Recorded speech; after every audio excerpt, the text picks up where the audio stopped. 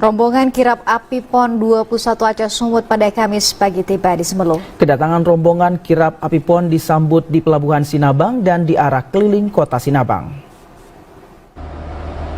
Rombongan kirap api PON ke-21 Aceh Sumut Kamis pagi tiba di Kabupaten Simelu setelah bertolak dari Aceh Jaya pada Rabu kemarin.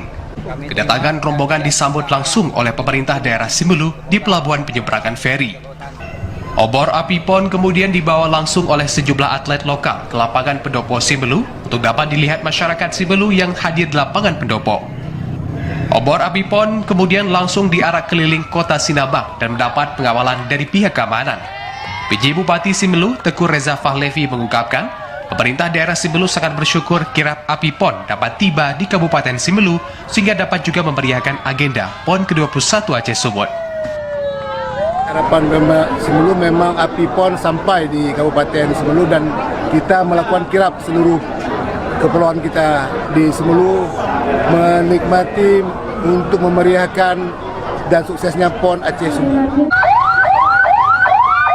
Rombongan kirap api PON direncanakan akan bertolak menuju Kabupaten Aceh Singkil pada Kamis malam dengan menggunakan kapal feri. Dari Kabupaten Simelu, Al-Ashab TV Aceh melaporkan.